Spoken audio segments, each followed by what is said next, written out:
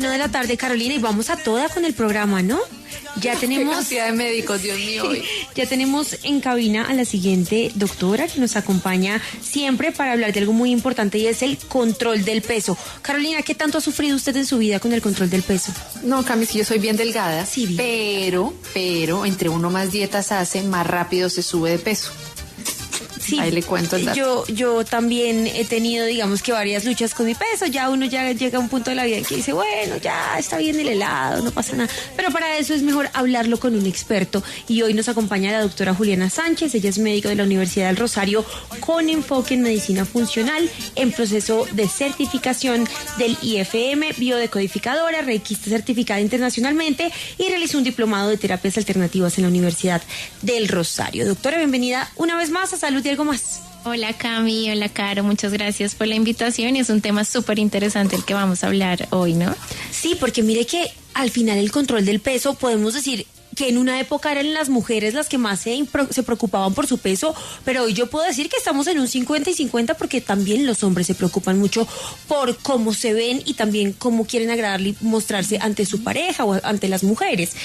¿Cómo hacer esto del control del peso? ¿Cómo volverlo algo plácido, bonito y no una guerra contra la comida? Pues fíjate, Cami, que eso es muy importante porque el peso no es solamente el número que uno ve en la báscula, ¿sí? O sea, ese numerito tiene muchas cosas detrás que tenemos que prestarle atención. Por ejemplo, la cantidad, ese peso en que equivale a músculo, a grasa corporal y a grasa visceral. Y también hay algo muy importante que hay que tener en cuenta, que es la tasa metabólica. Entonces, obviamente lo estético y lo físico tiene mucha importancia, más que todo a nivel social, pero el control de peso va mucho más allá de la parte física, es realmente tú cómo te sientes, porque hay gente de verdad que es delgada por fuera, por decirlo así, pero obesa por dentro. Y hay gente que se ve muy obesa, pero realmente su metabolismo está más sano que la persona que está delgada.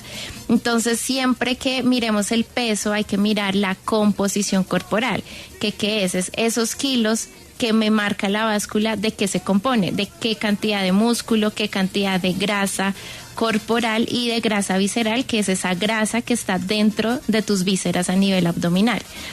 Entonces, eso es muy importante, también pues por el metabolismo, ¿no? O sea, uno siempre dice, no, es que hay personas que comen o los hombres comen mucho y no se engordan, en cambio uno de mujer puede consumir muy poquito y se aumenta como 5 kilos en unas vacaciones y después es mucho más difícil como bajar esos kilos, y eso tiene que ver con el concepto de la tasa metabólica basal, que es la cantidad mínima de energía que tu cuerpo necesita para llevar a cabo las funciones mientras tú estás en reposo. Es decir, es la cantidad de energía que tú necesitas para vivir, básicamente. Y este metabolismo que uno tanto escucha hablar, que sí, metabolismo rápido, lento, está muy relacionado con factores como la edad, la composición corporal. O sea, entre más masa muscular, más tasa metabólica, pues tú vas a tener. El género, por ejemplo, los hombres tienen más tasa metabólica, o sea, necesitan mayor energía para poder vivir que las mujeres. Entonces, esto uno lo puede ver desde las calorías también.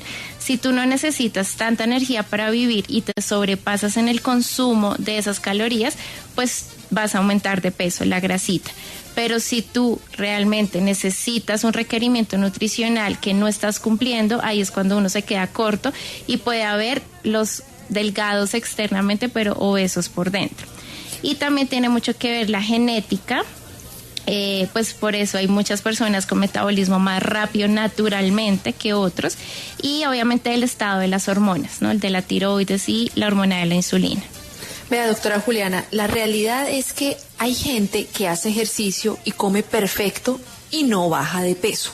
Entonces, existen otros factores alternos, además de hacer la dieta y de control de calorías y de todo tipo de situación, y por eso la trajimos a usted aquí, porque si uno habla con un nutricionista, el nutricionista le diría, no, 1 porcione, 2, mire calorías y eso. Pero como usted es médica funcional, que tiene un valor agregado, sobre todo porque es muy holística, cuéntenos cuáles son esos factores que afectan que no bajemos de peso. Bueno, Karen, entonces mira, en primer lugar es el estrés. Realmente el estrés enferma. Entonces el estrés se traduce a un aumento de la hormona del cortisol. Esa hormona del cortisol elevada, o sea, ¿qué es lo que hace el cortisol? Es activarse cuando tengo un peligro y tengo que salir a correr, entonces necesito esa energía o esa glucosa en mi sangre para poder salir a correr. Pero aquí estamos hablando del estrés crónico, de ese estrés en el cual vivimos hoy en día, de que estoy en la oficina y me estoy estresando, en la casa, problemas de pareja, con mis amigos, con mi familia. Entonces, ese estrés crónico hace que el cortisol se mantenga en el sistema y ese cortisol hace que haya aumento del apetito, aumento de la grasa visceral, que es esa grasa que les contaba que está alrededor de las vísceras abdominales y marca mucho como la predisposición a tener diabetes y a tener problemas cardiovasculares. Ese aumento del cortisol también hace o ayuda a que se favorezca la resistencia a la insulina y nos da algo que se llama el hambre emocional. Entonces, el primer factor es el estrés. Si yo no controlo el estrés, por mejor dicho, deportista que yo sea, la alimentación súper consciente, pero si yo no controlo mi estrés, puede ser un factor que no me esté dejando bajar de peso adecuadamente. Otro de los factores es la falta de sueño. En el sueño uno se recupera, se regenera, se baja todo tipo de inflamación. Si yo no tengo un sueño de calidad, tampoco voy a bajar de peso. No es tanto la cantidad de horas, sino la calidad, que yo me sienta renovada al momento de despertarme. Otro, como lo decía, son las alteraciones hormonales. Entonces, si mi tiroides está alterada, si mi insulina está alta, si mi cortisol, si todas las hormonas están alteradas, nunca voy a lograr controlar mi peso. ¿Listo?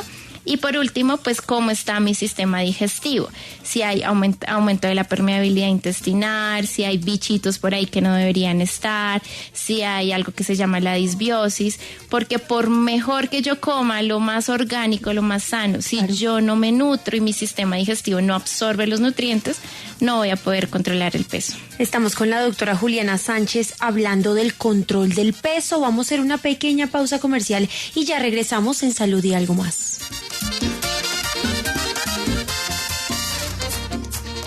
3:32 de la tarde y continuamos con la doctora Juliana Sánchez hablando sobre el control del peso en Salud y Algo Más.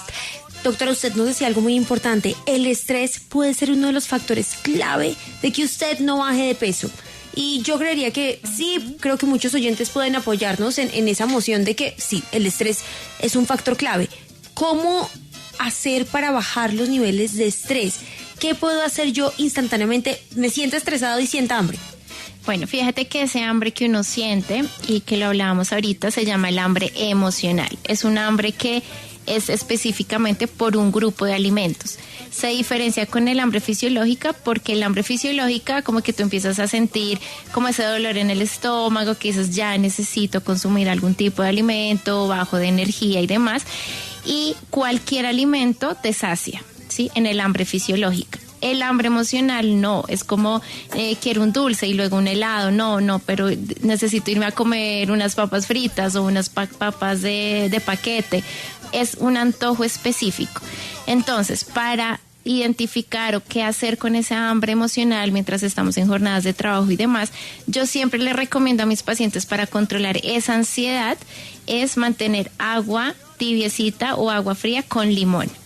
Esto automáticamente como que el ácido hace una comunicación en el cerebro de que te distrae en cierta manera de ese antojo, pero obviamente hay que ir a identificar por qué es que estás sintiendo ansiedad de consumir algún alimento. Si es que tienes un conflicto con tu jefe, que te tocaba entregar algo y tienes miedo de no poderlo entregar a tiempo, o sea, identificar esa emoción para poder transitarla. Y obviamente pues siempre en el día a día para ir mejorando esta ansiedad o esta hambre emocional, el autocuidado es muy importante. Entonces, que nosotros tengamos una rutina matutina, que no es que nos despertemos y suena la alarma y salgamos corriendo como locos a bañarnos, vestirnos y salir al trabajo. No, sino que tú tengas un tiempo, así sea de 5 o 10 minuticos para ti, para respirar, para hacer un poco de ejercicio, para orar, meditar, para conectarte como con ese día y saber tú cómo empiezas el día. si con positivismo o si con negatividad o sin ganas, o ir mirando tú desde la emoción cómo te vas sintiendo. Entonces el autocuidado es demasiado importante para controlar el estrés. El ejercicio es fundamental también en nuestra vida diaria y no tiene que ser 1 hora en el gimnasio. Si yo cuento solamente con 10, 15 minutos, pues puedo hacer un ejercicio de resistencia, una serie de sentadillas, de flexiones o de trote, o en vez de coger el ascensor, pues bajo por la escalera. Es el movimiento el que empieza a liberar esas endorfinas y que hacen que el estrés se controle. Y obviamente pues una alimentación consciente. Si yo me voy a alimentar y ni siquiera sé lo que estoy comiendo, eso me va a engordar.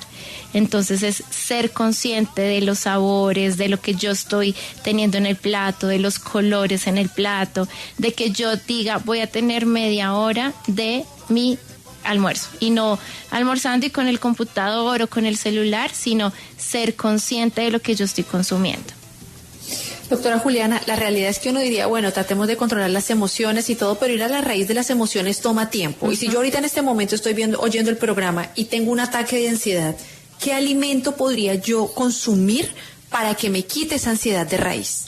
Sí, claro, en esos los ácidos son fabulosos cuando tenemos una crisis de ansiedad o eso. Entonces yo siempre les digo la regla del 5, 4, 3, 2, 1, pero digamos que de los alimentos, bueno, la regla es 5 cosas que tú veas, 4 cosas que tú escuches, 3 cosas que puedas tocar, y en el sabor es el ácido.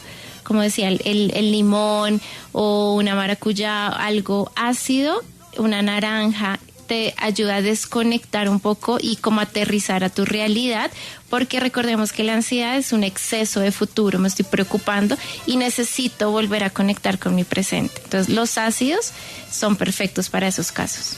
Mire que nos preguntaba acá un oyente si con la ansiedad con el estrés puede pasar lo contrario, puede quitarse también el hambre, puede que una persona no quiera comer. Puede pasar porque igual cada persona es totalmente diferente, pero lo que más pasa es que se aumente el apetito, pero generalmente ese aumento de apetito o esas ganas de comer no es para algo saludable. A uno nunca le da hambre si estoy estresada de comerme un brócoli, unos espárragos. No, yo siempre digo algo dulce, un helado, galletas, procesados. Entonces generalmente es aumento del apetito por el cortisol, porque ese cortisol necesita energía para salir a correr, así yo no esté en un peligro real.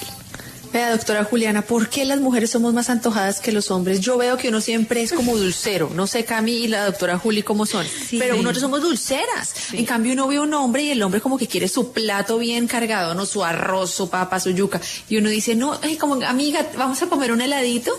Ay, vamos a comernos un chocolate. Uno de mujer es mucho más antojado. ¿Es por las hormonas o es casualidad o es cultural? Yo creo, Caro, que es más por esa energía femenina. Yo también siempre es como un ritual para mí después del almuerzo, algún postrecito con el tinto, y es como esa energía femenina, que recordemos que esa energía femenina es la dulzura, la contención, la ternura.